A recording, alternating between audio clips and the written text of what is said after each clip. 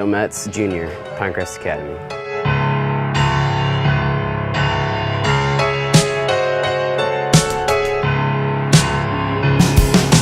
So my family's always just really big into sports. You know, I pretty much tried everything. I was actually a great little basketball player until about 5th grade. My dad said, "Hey, you want to try out wrestling, you know, at the South Youth team?" So I said, "All right, I'll give it a whirl." And it's just been lots of fun since then, and I've grown to love it a lot. My family's the best. Like, we all get along, and the older siblings set the example. And even though we weren't really a wrestling family, you know, I was the first, the competitive spirit and the fighting spirit's always been there. And my older brothers will always come home and like attack us on our mat at home. It's like, my older brother doesn't know anything, but he'll challenge me to a match. I can handle him now. I'm finally big enough. Wrestling's the hardest sport I know of, and there've been plenty of guys that didn't have the skill but made it anyway. So yeah, I think the biggest thing is challenging yourself to get better. You know, always a lot more concrete, like finding the best competition. In the past about year, I've been doing a lot more year-round things. I go to Compound North. It's a local wrestling club by Buford, and all the best wrestlers go there. So I've been training there a lot more. I've done national tournaments. Went to Virginia Beach. Recently I went to Greensboro, South Carolina for Super 32, like the most competitive tournament, and lots of summer camps as well. I went to the hardest thing of my life, a 14-day J. Robinson intensive wrestling camp in Oregon. The camp's really hard.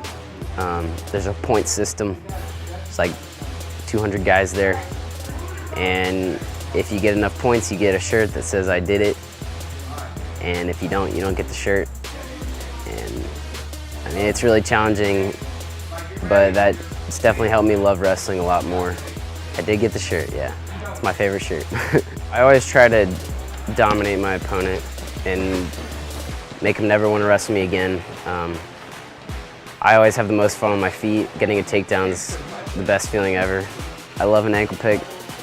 It's just really smooth, satisfying, makes sense to me, or a double leg or a sweep single. And then I love cradles on top, and bottom I'm just moving. Oh, I love a switch. I have a great switch, so. But my strategy would be more like wear the guy down. A lot of times I'm in better shape, so I always go for that pin towards the end. My diet doesn't vary a ton out of season as far as the foods I eat, but I do eat a lot less, and I am very conscious of how much I'm taking in during the season. I'll try to get like a lean cuisine meal, you know, like a low-calorie thing the night before, just kind of light. But my cheat foods, I'd say, I do like Buffalo's. I like to go there and get a burger, some wings. We talk about student athlete, you know, that's the most critical thing, is being student first and athletic second. Joe he has high expectations, extremely high goals. His goal is to be valedictorian, and I think he will obtain that. Knowing Joe where he's at right now as a junior this year, it's very realistic. As a teammate, oh my God, the guy's a phenomenal mentor. He's a great leader, a great team player, and he's really good and extremely humble, you know, and he's really, really good at trying to encompass the group, and he wants them to achieve just as much as he wants to achieve. I was very proud of Joe to make it to the state finals. Our goal was to win state, so it hurts. However, to be a realist, that young man was stronger and had a little more technique than we did.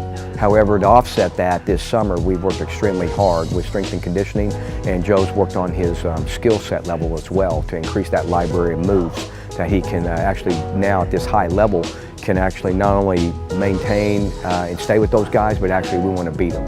So Joe's got work to do. We're well on our way to doing that, and you know, we'll find out at state this year when we get to there and see how well our game plan has worked out. But it's all good, you know. We were not ready. That gentleman was just a little bit stronger and a little more mature than we were. One of the worst feelings ever, losing that match. I was still very proud of my season, and it's definitely been a motivator. I think about it all the time. you know, one thing I try to do is mindset, you know, strategies. So I always imagine myself winning the state finals, getting on the podium. I need to be better on my feet. You know, that's something I've been working on a lot, like chain wrestling. And there was also the factor, he was a little stronger than me. Maybe that upperclassman strength, I don't know. But I mean, I've been working on that a lot. A lot of times I just think about what my ultimate goal is, you know, my purpose, you know. And also just my parents and teammates are always a great support. And then, of course, you know, my prayer life is really big, so I always, you know, try to go to Mass every morning or pray every day to try to get that little spiritual boost. Yeah, it's hard, definitely. You get tired, you gotta motivate yourself. I'll talk to my dad if I'm feeling unmotivated, and he'll help me out and stuff. So it comes down to hard work. I'm smart, but I'm not a genius.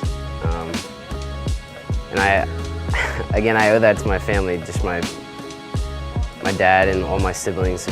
There's an expectation of excellence, and I hold myself to a high standard. If you want to be the best, you got to put in extra effort. So especially when things are hard, I tell myself, you know, if anyone else is in this situation, they'd stop, you know. So if I want to be better, I just got to keep going. A lot of wrestling's about confidence. If you believe in yourself and have that heart, you know, will to win, that's the biggest component to winning a match. Thanks for watching this week's episode of The Grind. If you're watching this on Facebook or YouTube, be sure to like the video and share it with your friends. Also, tune in next time when we go to Forsyth Central and talk to superstar basketball player Ansley Carver.